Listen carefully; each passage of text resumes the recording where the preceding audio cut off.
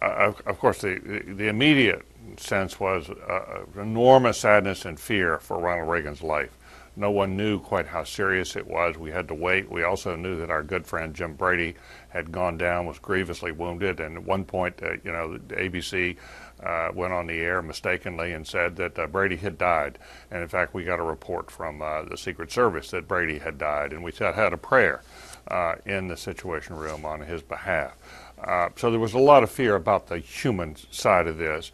But there was TJ, there was also a second concern, and that was, just as in the John F. Kennedy assassination, and the issue arose very quickly, did Lee Harvey Oswald act alone? There was this question, did John Hinckley act alone? If he was a lone gunman, that didn't pose any threat to the national security of the country. But if he in fact was part of a conspiracy of some sort, then you had no idea whether there were others out there who might be trying to bring down the government or stop things. And therefore there was a big, huge argument in the Situation Room between the Secretary of State, Al Haig, versus the Secretary of Defense, Cap Weinberger, both very good men, about whether we should increase the national security alert. Should we put our forces on a higher alert? Weinberger, as Defense Secretary, thought we should. Haig, as Secretary of State, thought that it would send a signal. We shouldn't. That it would send a signal of, that in fact something serious was going on to the Soviets, and it would put the whole world on edge.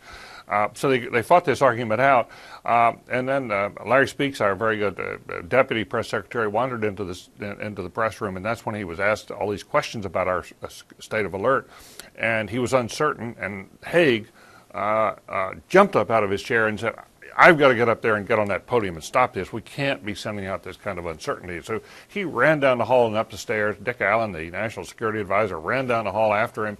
I decided, well, maybe I ought to run too, and I ran down the hall. And that's the moment, the historic moment, when Al Haig burst into the press room and was asked questions. The cameras were in there, very hot, and the reporters were a throng of reporters by this time. They all were pressing him, what's going on and who's in control here? And he said, I'm in control here, which he was not, of course. But that statement done in haste, cost Al Haig his reputation. And later on, when he tried to run for president, it was the albatross around his neck. He could never become president, even though I'd seen him and worked with him earlier during the Nixon days, and he was a pillar of strength when during the Nixon resignation period, because he was chief of staff at that point. So there was a lot going on here. It was a very, very emotional day. And, and I think just a lot of us were just so thankful for the doctors and that Reagan got through it. And I have to just add one more thing, if I might, TJ. Go ahead, David. And that was a turning point. Yeah, a turning point for Ronald Reagan, because what the country saw was a man who continually cracked jokes when he was near death.